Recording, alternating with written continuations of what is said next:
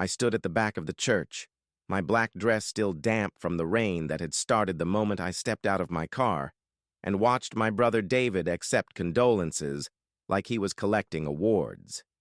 He wore grief well, the perfectly tailored black suit, the appropriately somber expression, the practiced handshakes that conveyed just the right amount of sorrow mixed with strength. He looked like someone who'd lost something precious and was bearing up under the weight with admirable dignity. He looked like a loving son. I knew better. "Sarah," my Aunt Linda whispered, touching my arm gently, "you should go sit up front with David. Your family, too." Family. The word felt hollow in my mouth, like something that should have weight and meaning, but had been emptied out over years of neglect and distance and choices that couldn't be undone. But I nodded anyway and made my way down the center aisle, feeling hundreds of eyes follow me, hearing the whispers that rippled through the pews like wind through wheat. "That's the daughter. The younger one. Haven't seen her in years. I heard she abandoned her mother." Each whisper was a small knife, precise and sharp, cutting into places that were already raw. I kept my eyes forward, my spine straight, my face carefully neutral. I'd learned a long time ago how to look unaffected, how to pretend words didn't hurt, how to survive in spaces where I wasn't wanted. David was sitting in the front pew, surrounded by his wife Jennifer and their two perfect children, 8-year-old Emma and 6-year-old Noah. They looked like a magazine spread for suburban success, the handsome lawyer husband, the beautiful stay-at-home wife, the well-dressed children who sat still and quiet. The American dream, neatly packaged and displayed for everyone to admire. I slid into the pew beside them, leaving a careful gap of space that felt like miles. David turned to look at me, and for a moment something flickered across his face. Surprise, maybe, or anger. Or that complicated mixture of both that had defined our relationship for the past 15 years, ever since I'd made the choice that he'd never forgiven, the choice that had split our family down the middle like a tree struck by lightning. "Sarah," he said, his voice low and tight, "what are you doing here?" "She was my mother too, David. You gave up that right a long time ago." Before I could respond, the organ began to play, filling the church with that heavy, mournful sound that's supposed to be comforting but always feels oppressive to me, like grief has a weight you can measure in musical notes. Everyone stood, turning to face the back of the church, where Mom's casket was being wheeled down the aisle by 6 pallbearers, David's friends, his colleagues, men who'd probably met Mom a handful of times at holiday dinners and charity events. Men who didn't really know her at all. I watched the casket pass, polished mahogany with brass handles, expensive and tasteful, and nothing like what Mom would have wanted. She'd told me once, years ago during one of our late-night phone calls, that she wanted to be cremated and scattered in the garden she'd spent 30 years cultivating. "No fuss," she'd said. "No crying over a box, just flowers and dirt and life continuing the way it should." But David had overruled that, of course. David, who held Mom's medical power of attorney, who made all the decisions in those final months when she couldn't speak anymore, when the stroke had stolen her voice and left her trapped in a body that wouldn't obey. David, who knew what was best for everyone, who always had. The service was beautiful in the way funerals for important people are beautiful. The minister, who'd met Mom exactly twice, gave a touching eulogy about her charity work, her dedication to the community, her role as a devoted mother and grandmother. He talked about her volunteer hours at the hospital auxiliary, her leadership in the garden club, her generous donations to local causes. He described someone I barely recognized. He didn't mention her love of terrible reality TV shows, the way she'd call me at midnight laughing about some ridiculous drama on The Bachelor. He didn't mention her terrible singing voice that she'd inflict on anyone within earshot, or how she'd dance in the kitchen while cooking, using wooden spoons as microphones. He didn't mention her wicked sense of humor, her ability to find joy in small things, her habit of collecting weird ceramic frogs that she'd hide around the house, to make people laugh when they stumbled across them. He didn't mention the real woman who'd been my mother. He mentioned the public version, the one people expected to hear about, the one that fit neatly into obituaries and memorial programs. After the eulogy, the minister invited people to share memories. Several of Mom's garden club friends spoke, telling sweet stories about her prize-winning roses and her generous advice. A woman from the hospital auxiliary talked about Mom's dedication to visiting patients who had no other visitors, reading to them, keeping them company. Then David stood up. He walked to the podium with that confident stride of his, the one that said he belonged wherever he went, that the world should make space for him. He gripped the edges of the podium and looked out over the assembled mourners with an expression of such profound sorrow that I almost believed it. My mother, he began, his voice thick with emotion, was the most important person in my life. She taught me everything that matters: integrity, loyalty, family responsibility. She showed me what it means to be there for the people you love, to put family first, to never abandon the people who need you most. His eyes cut to me briefly, so quickly most people probably didn't notice. But I did. I felt the accusation in that glance like a physical blow. Mom and I were incredibly close, he continued, especially in these last few years. When she got sick, when she needed someone to help her navigate the medical system, to make impossible decisions, to be there day after day, I was honored to be that person. Jennifer and I rearranged our entire lives to care for her. We moved her into our home so she wouldn't have to be in some impersonal facility. We made sure she was surrounded by love and family until the very end. Tears rolled down his cheeks, and I heard sniffles throughout the church.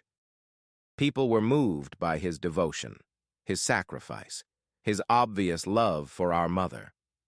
The hardest part, David said, his voice breaking, was knowing that not everyone in our family felt that same commitment, that some people made other choices, that some people decided their own lives were more important than being there for the woman who gave them life. The church had gone completely silent. You could have heard a pin drop on the carpet, heard breath catching in hundreds of throats. But I don't judge, David continued, though his voice dripped with judgment. I just feel sad that they missed these precious final years, that they chose distance over presence, that they'll have to live with that choice for the rest of their lives. He stepped down from the podium and walked past me back to his seat, and I saw satisfaction flicker across his face for just a moment, quickly masked by grief. He'd done exactly what he intended, painted himself as the devoted son and me as the abandoning daughter. In front of everyone we knew, in front of our entire community, he'd written the story of our family and cast me as the villain. The minister asked if anyone else wanted to speak. I felt the weight of expectation pressing down on me, felt hundreds of eyes turning my direction, waiting to see if I would defend myself, explain myself, try to rewrite David's narrative. I started to stand, my legs shaking, my heart pounding so hard I could feel it in my throat. I had things to say. I had my own stories about Mom, about who she really was, about the relationship we'd had that David knew nothing about because he'd never bothered to ask, never bothered to understand. But before I could fully rise, David's hand shot out and gripped my wrist hard enough to bruise. He pulled me back down into the seat and leaned close, his mouth right next to my ear. "Don't," he hissed, his voice low and vicious. "You don't deserve to speak. You gave up that right when you left, when you abandoned her, when you chose your selfish life over your family. Sit down, shut up, and let the people who actually cared about her honor her memory." I stared at him, at this stranger who wore my brother's face, and something inside me cracked. Not broke. I'd been broken for a long time. But cracked, like ice on a frozen lake when the temperature finally starts to rise, like something that had been held together through sheer force of will, finally reaching its limit. I pulled my wrist from his grip and stood up anyway. The church held its breath. I walked to the podium on legs that threatened to give out with every step. Gripped the edges the way David had. feeling the wood smooth and solid under my hands, anchoring me to something real when everything else felt like it was spinning out of control. I looked out at the sea of faces, some sympathetic, most judgmental, all curious. I saw David's face red with anger, saw Jennifer put a restraining hand on his arm, saw my Aunt Linda give me an encouraging nod. "My name is Sarah Mitchell," I began, my voice surprisingly steady despite the tremor I felt inside. "And Catherine Mitchell was my mother for 38 years. Not all of those years were perfect. Not all of them were easy. But they were mine, and she was mine. And nobody gets to tell me I don't have the right to speak about her." David started to stand, but Jennifer pulled him back down, whispering urgently in his ear. "My brother just told you a story about devotion and sacrifice," I continued, "about how he rearranged his life to care for Mom in her final years. And that's true. He did those things. But what he didn't tell you is why those years were her final years. What he didn't tell you is the part that happened before, the 15 years that led up to that ending." I took a deep breath, feeling the weight of what I was about to reveal, knowing that once these words were spoken, they couldn't be unspoken, that I was about to crack open our family's carefully maintained facade and let everyone see the rot underneath. 15 years ago, I was 23 years old, fresh out of college, working my first real job as a social worker. I was engaged to a man named Jason, planning a wedding, building a life. Everything looked perfect on the surface, just like David's life looks perfect, just like our family always looked perfect. I paused, making eye contact with people scattered throughout the church, making them see me, really see me, not just the villain David had painted. But Jason was abusive. He'd started out charming and attentive, the way abusers always do. But after we got engaged, things changed. The control started small, commenting on my clothes, my friends, my schedule. Then it escalated, yelling, intimidation, isolating me from anyone who might question what was happening, and eventually, violence. I heard gasps ripple through the church. This wasn't the kind of thing people talked about in polite society, especially not at funerals. This was uncomfortable, messy, real in a way that made people squirm. I hid it well.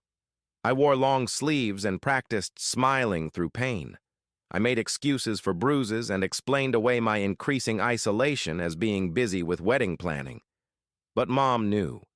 Mothers always know, even when we're trying to protect them from the truth. My voice cracked slightly, and I had to pause to collect myself. She confronted me one night after she saw fingerprint bruises on my arm. I broke down and told her everything. The fear, the violence, the feeling of being trapped. And do you know what she did? I looked directly at David, whose face had gone pale. She told me to leave him. Immediately. That night. She said no wedding, no social embarrassment, no family expectation was worth my safety or my life. She helped me pack a bag, drove me to a friend's house, and stood by my decision even when it caused a scandal. Even when people whispered about the Mitchell girl who called off her wedding 2 months before the date. Even when it cost her thousands in non-refundable deposits and social standing in her precious garden club. I saw some faces in the crowd shifting, understanding beginning to dawn. But not everyone in our family supported that decision. My father, who died 5 years ago, was furious about the embarrassment, about the gossip, about what people would think. He wanted me to go back to Jason, to work it out, to keep up appearances. And David... I looked at my brother, who was staring at the floor now. His jaw clenched so tight I could see the muscle twitching. David sided with Dad. He said I was overreacting, being dramatic, throwing away a good man over nothing. He said if I'd just try harder to be a better fiancé, if I'd just stop provoking Jason, everything would be fine. He offered to mediate, to help us get counseling, to fix the relationship. My voice rose slightly, anger bleeding through despite my efforts to stay calm. He chose social respectability over my safety. He chose his idea of family honor over my actual survival. And when I refused to go back, when I chose to value my own life over his comfort, he cut me off completely. Told me I was selfish, that I was breaking up the family, that I was hurting Mom and Dad with my stubbornness. I could see David's wife Jennifer staring at him now, something shifting in her expression. Maybe this was news to her too. Maybe David had told her a different story about the family rift, one where I was simply ungrateful or difficult, one where he was the reasonable one trying to hold everyone together. So I left town. I moved 3 states away, built a new life, started over. And yes, that meant I wasn't physically present for Sunday dinners and holiday gatherings. But I called Mom every week, every single week for 15 years. We talked for hours. I knew about her garden, her volunteer work, her ceramic frog collection, her terrible reality TV addiction. I knew her in ways that people who only saw her at charity events never did. Tears were flowing freely down my face now, but I didn't wipe them away. Let them see. Let them see real grief, messy and uncomfortable and true. When she got sick, when she had the first stroke 2 years ago, I wanted to come home. I called David and offered to help, to take time off work, to share the caregiving responsibilities. Do you know what he said? The church was absolutely silent. He said I'd given up my right to be involved when I chose to leave. He said I'd abandoned the family and didn't get to waltz back in when it was convenient. He said Mom didn't need me because she had him, and that was enough. I looked at David again, and this time he met my eyes, and I saw something that might have been shame flicker across his face before he looked away. So I respected that. I stayed away physically but called Mom every day in the hospital, every day during her recovery. When she moved into David's house, I still called, but suddenly she was always too tired to talk. Or the timing wasn't good, or David said she needed rest. The calls that had been hours long for 15 years suddenly became 5-minute conversations, if I could get through at all. My voice dropped lower, becoming almost a whisper that somehow carried through the silent church. The last time I spoke to Mom was 6 months ago. She sounded different, slower, more confused. She kept calling me by her sister's name. I asked David if I could come visit, if maybe she was getting worse. He said she was fine, just having a bad day, and that my presence would only confuse her more. He said he had everything under control. I gripped the podium harder, my knuckles going white. 3 weeks ago, I got a call from a hospice nurse named Margaret. She'd found my number in Mom's old phone, the one Mom had kept hidden in her nightstand. Margaret said Mom had been asking for me for months, that in her moments of clarity she kept saying my name, kept asking when Sarah was coming. Margaret said she thought I should know that Mom didn't have much time left. Gasps echoed through the church again. David's face had gone from pale to red, anger and humiliation warring across his features. I booked a flight immediately, drove straight from the airport to David's house. It took me 3 hours of arguing with him at the front door before he finally let me in to see her. 3 hours while my mother was dying upstairs, 3 hours of him telling me I had no right, that I would upset her, that I wasn't welcome. My voice broke completely now, and I had to stop to breathe, to force words past the grief that was choking me. When I finally got to her room, she was barely conscious. But she knew me. Her eyes opened and she smiled, that beautiful smile that had greeted me my whole life, and she squeezed my hand. She couldn't speak anymore. The stroke had taken that. But she didn't need to. I saw forgiveness in her eyes. I saw love. I saw recognition. I saw my mother seeing her daughter. I wiped my eyes with shaking hands. I sat with her for 6 hours, held her hand, sang her favorite songs, the ones she used to sing terribly in the kitchen, told her about my life, my work, my small apartment with the balcony garden I'd started because of her. Told her I loved her, that I was sorry I couldn't be there more, that I understood why she didn't fight harder against Dad and David's demands that I stay away. The crying in the church wasn't just me anymore. I could hear sniffles, see people wiping their eyes, see the story shifting in their minds, rewriting itself from what David had told them to something more complicated, more true. She died that night, with me holding her hand. And in that moment, I didn't care about the years we'd lost, or the distance that had kept us apart, or the family members who'd made it impossible for us to be together. I cared that I got to say goodbye, that she knew I never stopped loving her, that she knew I never abandoned her, even when I wasn't allowed to be present. I looked at David one final time, and my voice went hard, cold, final. So when my brother says I don't deserve to speak about our mother, I want everyone here to understand what he really means. He means I don't deserve to tell the truth about what happened to our family, about the choices that were made and who made them, about who actually abandoned whom. I stepped down from the podium and walked back to my seat, my legs threatening to give out with every step. David wouldn't look at me. Jennifer was crying silently, her hand over her mouth. The children looked confused, picking up on the tension but not understanding it. The minister, clearly unsure how to proceed after that revelation, mumbled something about celebrating Catherine's life and invited everyone to the cemetery for the burial. As people filed out, I heard whispers again, but different ones now. I had no idea. Poor girl. David never mentioned any of that. No wonder she left. I sat in the pew alone for a long time after everyone had left for the cemetery. I couldn't face the burial, couldn't stand at a graveside and pretend to share grief with people who'd judged me without knowing the full story. Couldn't stand next to David and accept condolences like we were a united family mourning together.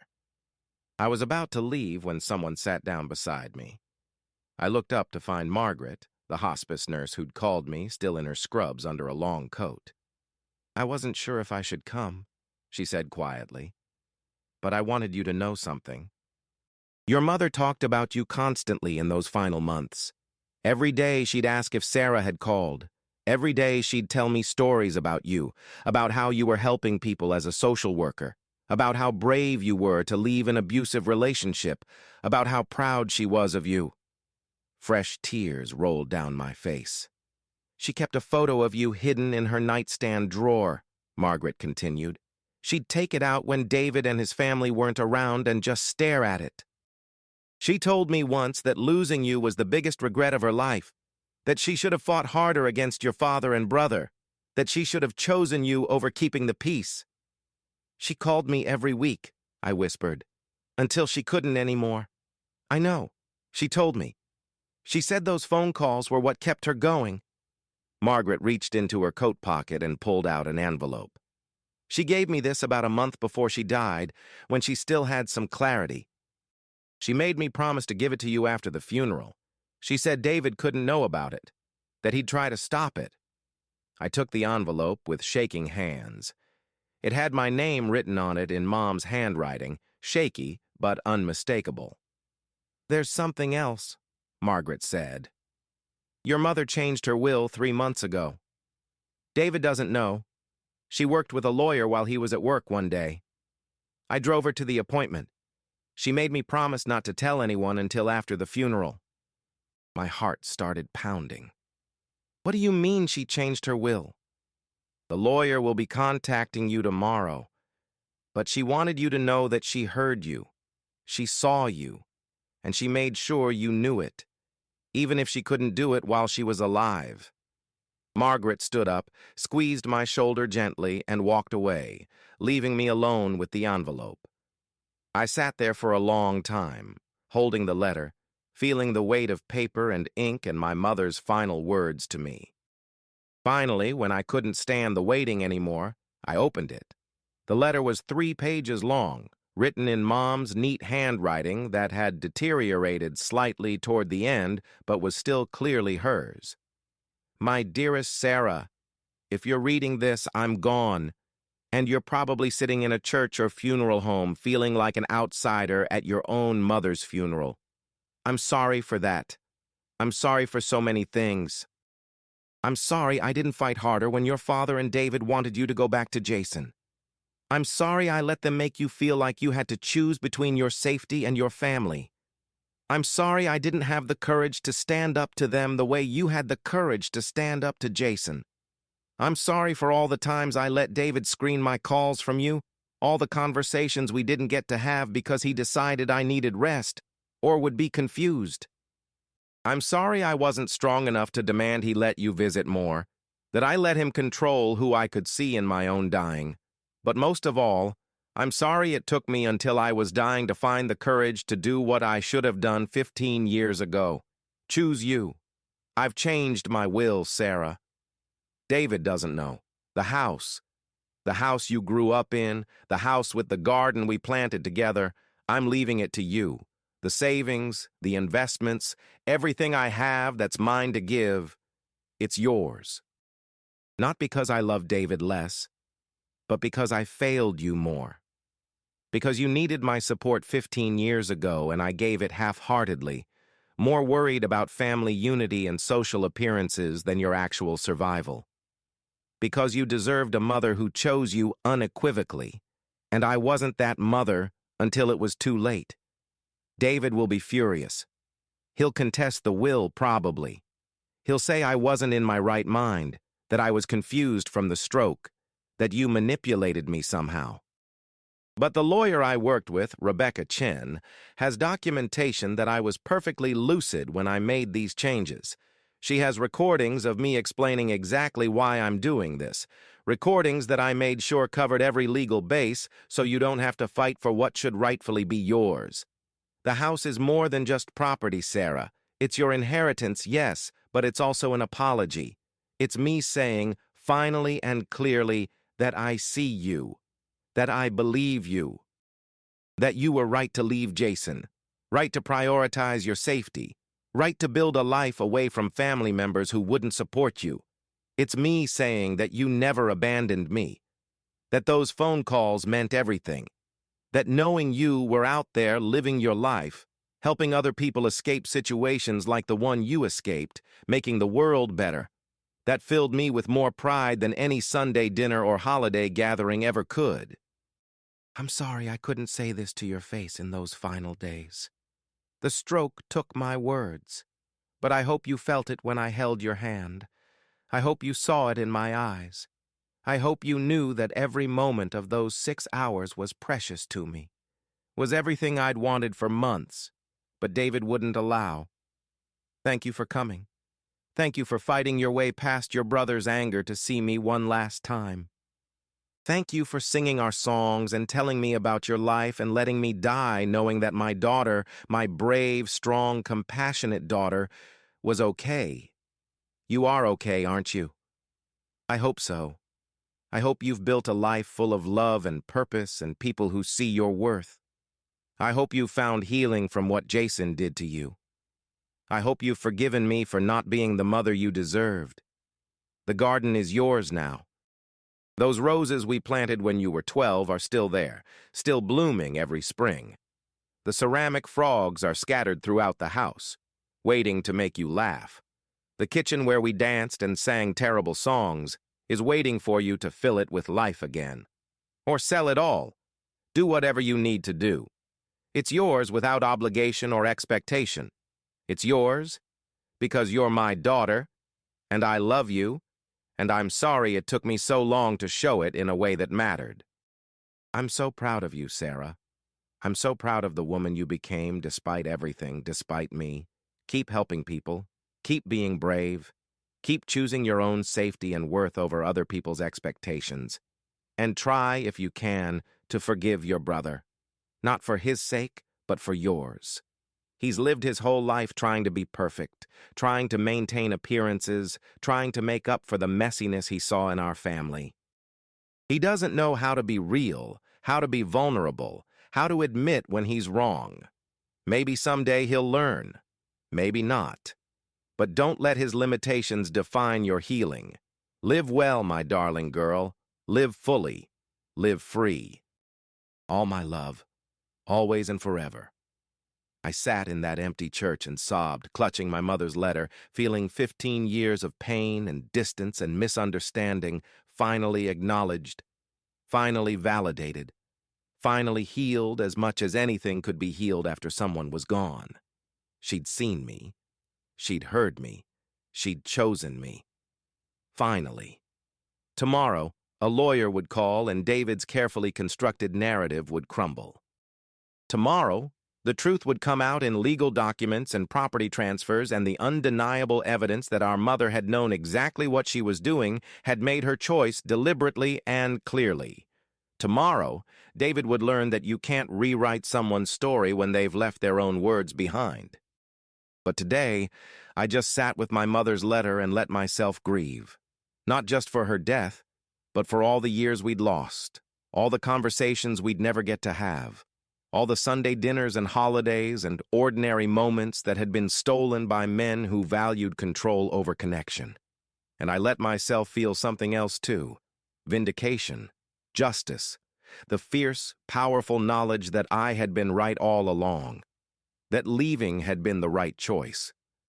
That choosing my own survival over family expectations had been the brave thing, the necessary thing, the only thing. My mother had finally confirmed what I'd always known, but had begun to doubt after years of being told otherwise. I was worth fighting for. I was worth choosing. I was worth more than appearances and social respectability and keeping the peace. I was enough. I walked out of that church with my head high, my mother's letter pressed against my heart, ready for whatever came next.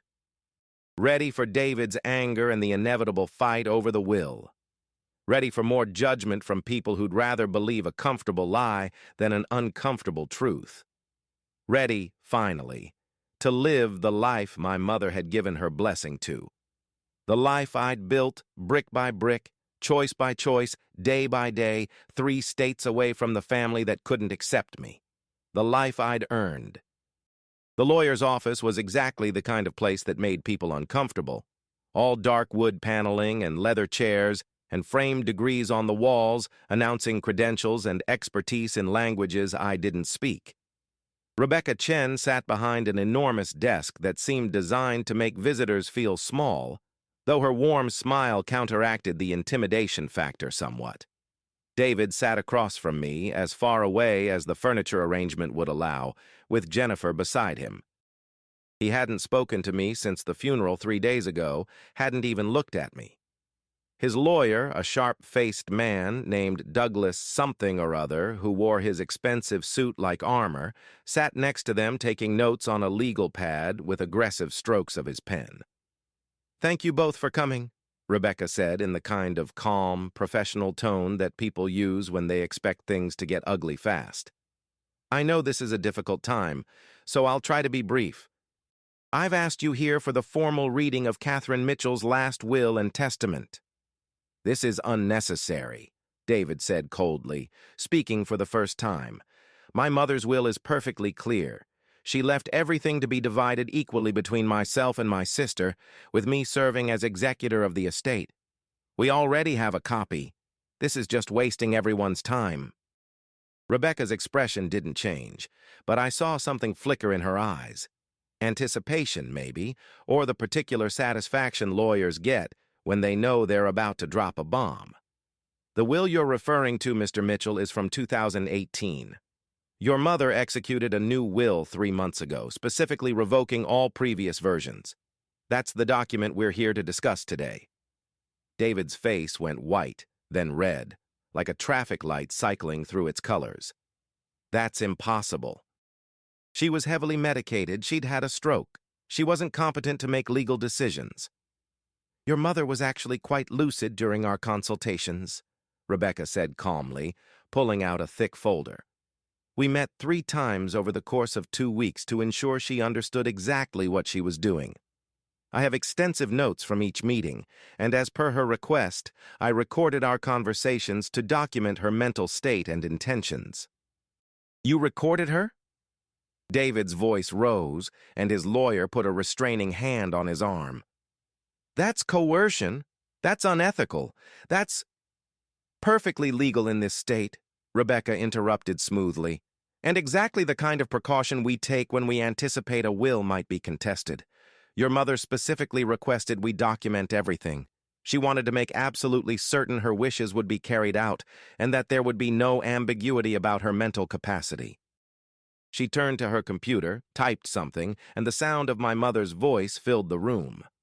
I flinched at hearing it, still weak from the stroke, slightly slurred, but unmistakably her.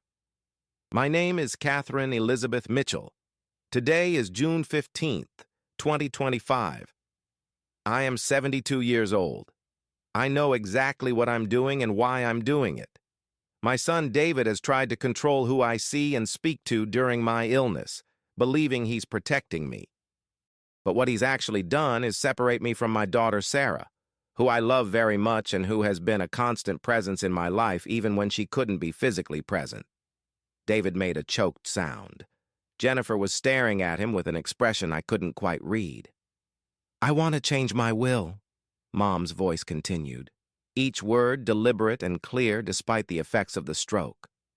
"I want to leave the house and the majority of my assets to Sarah. Not as punishment to David, but as acknowledgement that Sarah deserved better from me. She deserved a mother who chose her unequivocally when she left an abusive relationship 15 years ago. She deserved a mother who stood up to family members who pressured her to return to danger. She deserved a mother who was brave enough to do what was right instead of what was comfortable." The recording paused, and I heard Mom take a shaky breath before continuing. "David has always had his father's support, financial security, professional success, and his own beautiful family. Sarah has had to build everything from nothing, with minimal family support, after surviving trauma that almost destroyed her. This isn't about loving one child more than the other. It's about trying to balance scales that have been tilted for too long. It's about making amends while I still can." Rebecca stopped the recording. The silence in the office was deafening. "Your mother recorded over 2 hours of explanation over multiple sessions," Rebecca said. "All of it clearly demonstrates her understanding of her assets, her family dynamics, and her reasoning for the changes she wanted to make. I've had the recordings reviewed by 2 independent medical professionals, a neurologist and a psychiatrist, both of whom concluded that Catherine was mentally competent and not under any duress." David's lawyer finally spoke, his voice tight with barely contained fury. "This will be contested. We'll argue undue influence, diminished capacity, medical coercion." "You're welcome to try," Rebecca said with the confidence of someone holding unbeatable cards. "But I should warn you that contesting will be expensive, time-consuming, and ultimately futile." Catherine anticipated this response. She was very thorough. She pulled out a document and began reading in that formal legal voice that turned human emotions into clauses and codicils. "I, Catherine Elizabeth Mitchell, being of sound mind and body, do hereby revoke all prior wills and declare this to be my last will and testament. To my son, David Mitchell, I leave the sum of $50,000, my jewelry collection, and all photographs and personal memorabilia. I love him dearly and hope he understands that this division is not a rejection but a correction of past mistakes." David's face had gone completely still, frozen in an expression of shock and fury. "To my daughter Sarah Mitchell, I leave my house and property located at 428 Maple Street, all remaining financial assets including savings, investments, and retirement accounts, and all other property not specifically designated elsewhere. The total value of these assets is approximately $1.2 million. I stopped breathing. $1.2 million. The house alone was probably worth $400,000, but Mom had apparently been far more financially secure than any of us had realized. Years of Dad's life insurance, careful investments, property that had appreciated over decades, it added up to a life's worth of security that she was giving to me. "I make this distribution," Rebecca continued reading, "with full knowledge that it may cause conflict within my family. But I make it because Sarah has earned it through years of maintaining our relationship despite obstacles. through her choice to leave an abusive situation rather than prioritize family reputation, and through her dedication to helping other women escape similar situations. She has lived the values I claim to hold, but often failed to demonstrate. This is my way of finally clearly demonstrating that I see her, I believe her, and I support her. Rebecca looked up from the document. There's more, specific provisions about property transfer timelines, tax implications, and so forth. But that's the essence. The house and the majority of assets go to Sarah. David receives a smaller but still significant inheritance and the family heirlooms. "This is bullshit," David exploded, slamming his hand on the arm of his chair. Jennifer jumped slightly. She wasn't in her right mind. She was confused, medicated, angry at me for making hard medical decisions. Sarah must have gotten to her somehow, manipulated her. "I hadn't seen her in 2 years," I said quietly, speaking for the first time since we'd sat down. "Thanks to you. How exactly would I have manipulated her when you made sure I had minimal contact?" "The phone calls," David said viciously. "You poisoned her against me with your lies and your victim narrative, and your constant—" "Mr. Mitchell!" Rebecca cut him off sharply. "I'm going to stop you right there before you say something legally actionable. Your mother was explicit in her recordings that Sarah did not ask for any of this, did not even know she was changing her will, and absolutely did not manipulate her in any way. In fact, Catherine mentioned that Sarah actively discouraged her from causing family conflict and repeatedly said she didn't care about inheritance, only about maintaining their relationship." She pulled out another document. "Your mother also wrote personal letters to each of you to be delivered with the will. Sarah already has hers. This is yours, David." She slid an envelope across the desk. David stared at it like it might bite him, then snatched it up and tore it open with shaking hands.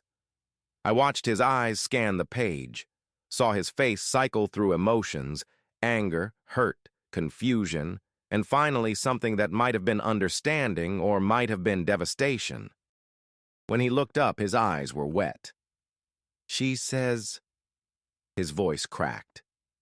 "She says I spent so much time managing her care that I forgot to just be with her. That I made all the right medical decisions but never asked her how she actually felt. That I protected her from things she didn't need protection from and controlled her out of fear of losing her rather than love of her company." He crumpled the letter in his fist. "She says I treated her like a problem to be solved instead of a person to be heard." Jennifer was crying silently now, tears rolling down her face as she stared at her husband. "She says—" David's voice dropped to almost a whisper. "She says she hopes I learn from this. That I learn to ask people what they actually need instead of deciding for them. That I learn the difference between controlling and caring. That I learn to admit when I'm wrong." He looked at me then. Really looked at me for the first time in 15 years. And I saw my brother beneath the successful lawyer facade, beneath the perfect family image, beneath all the armor he'd built to protect himself from the messiness of real human emotion. "She says I should apologize to you," he said, his voice hollow. "She says I should have believed you about Jason. She says I should have supported you instead of pressuring you to go back. She says I spent 15 years being wrong and never had the courage to admit it." The office was silent, except for Jennifer's quiet crying. "Did she?" I asked softly.